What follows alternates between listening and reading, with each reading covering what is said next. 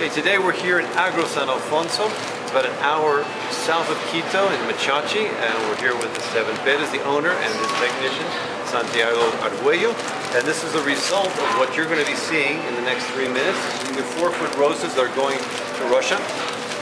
Esteban, welcome to Flowers for Kids. Agro San Alfonso is a sponsor of Flowers for Kids for the last 4 years. Tell us about your farm a little bit, Esteban. Well, Ramiro, welcome. You know, we love sponsoring Flowers for Kids. You do a great job. Welcome to San Alfonso.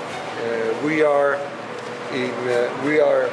growing roses since 1996. And how many workers do you have here? We have, it ranges from 170 to 180. How many hectares? Including myself. I mean, that includes everything. You count for 2? I count for 2, or even more.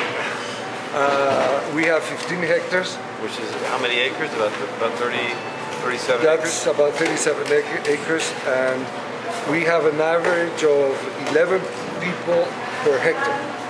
And tell us a little bit that gives us a total of about 170 people. Tell us a little bit about the worker benefits. I understand when they come to work, they have breakfast. Well, we're very concerned about the workers. We try to improve their quality of life. They start at 7 o'clock in the morning and they receive breakfast. Then they start their daily work. Then we give them lunch. All of that food is prepared by our own people. We like to do it ourselves. It's a bit more difficult, but we have a better control on the quality of the food, and we make sure that it's well balanced and all of that. Now I understand what we're going to be seeing is a lot of organic things you're doing. I understand your new slogan is, what's your new slogan? Well, we're going natural. And you mean that in an organic sense? I mean that in an organic sense. We have already reduced significantly the use of chemicals. We're using that different processes that you will see later. People are very happy. They feel that the products we're using are not harmful, and they're the result of products and things that they know, and they know they don't do any harm. And more importantly, it's actually saving you money at the same time. Absolutely. We expect to reduce our costs to about 30%. Well, let's go see the farm. Thank you very much again for your sponsorship of Flowers for Kids, and let's go see the farm. Okay, let's go.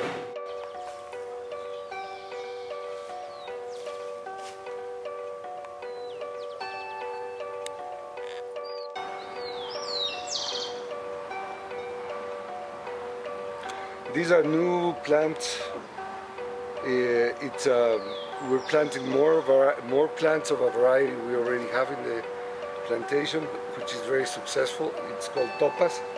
These were planted 6 months ago, and they will start slowly with production in February, and they will reach full production in about 18 to 24 months, and they will look like this other variety, which is called Amsterdam. These plants are about 2.5 years, and they're in full production.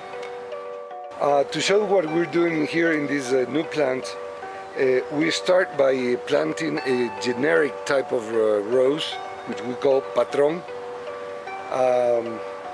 At about a month later, we include the variety in the stem of the plant, and that gives the characteristics of the new variety, which, as I said, is topas.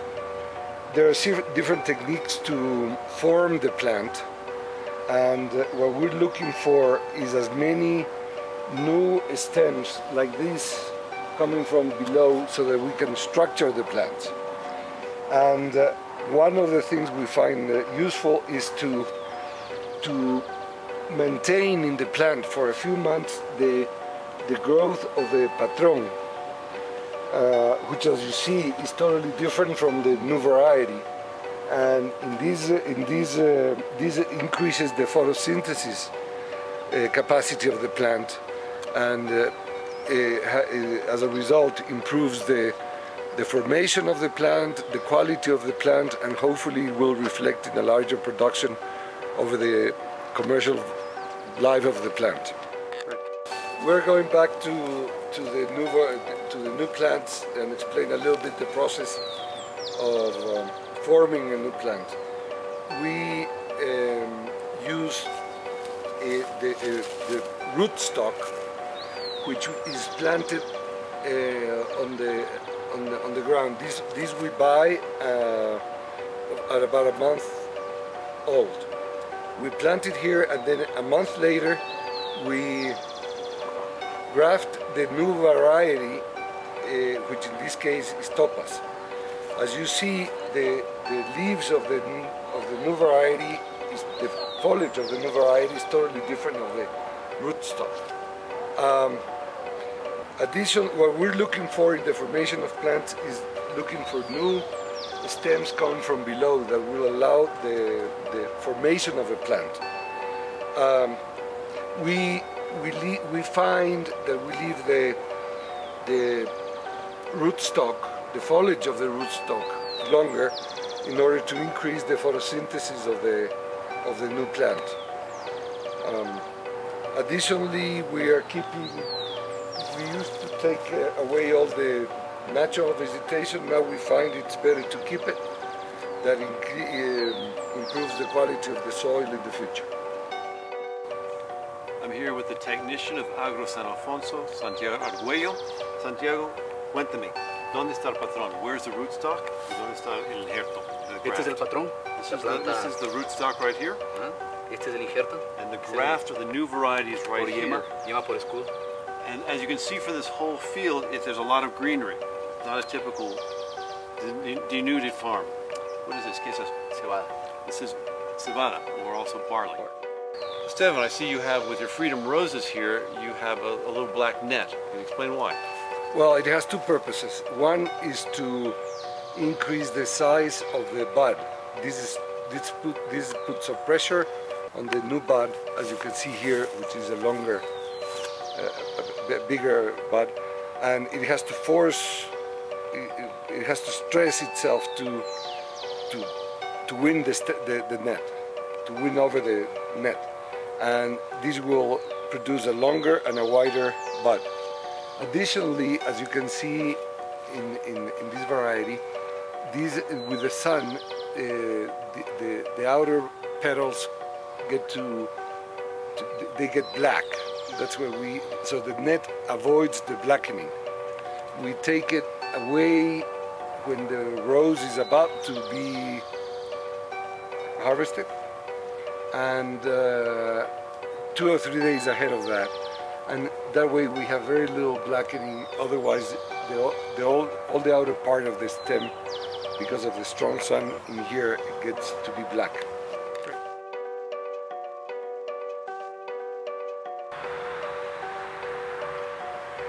Okay, here at the farm, they're using this plant called chilca. There's no translation for it in English. Esteban, tell us what you do with chilca and how it helps you. Well, this is a local plant. It grows wild. We used to cut it because it doesn't look pretty, but now we find that we get part of this plant, we crush it and let it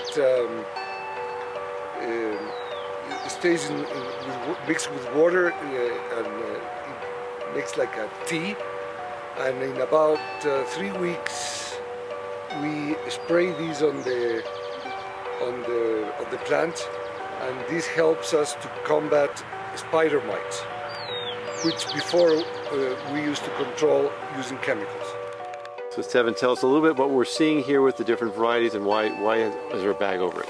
Well, the bag is a physical barrier to avoid the spores of botrytis to get in touch with the bud. We try to put it as soon as possible, and we take it away a week before harvesting. So this has been recently taken out, and this will be harvested in about a week, where it will reach its full size. And why do you take it out a week before harvesting? so that you can define the colors and to get it to be natural again. Okay, here we are in Agro San Alfonso, one of the pioneering rose farms for going natural. And we're here with Esteban Perez, who is the owner and manager of Agro San Alfonso. Esteban, thank you for having us here. They are Flower for Kids sponsors for the last 3 or 4 years. And the first step to going natural is everything they're doing here. Esteban. Well, it's this is where we are processing all the new biofertilizers and compost and extracts, which have different uses in the plantation.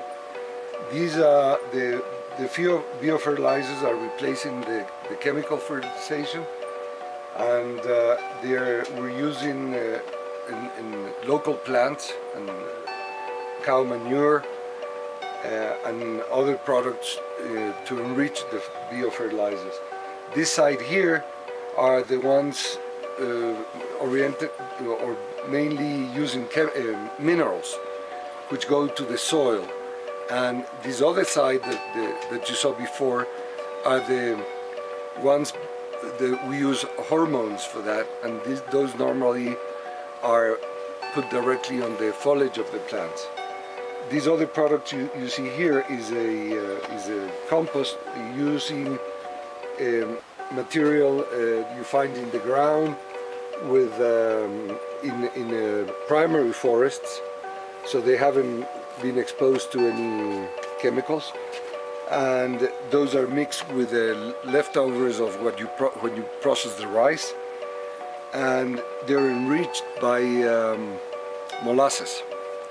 These have different uses, but mainly all of the three processes are focused trying to increase the microorganisms, and they have an effect in different things.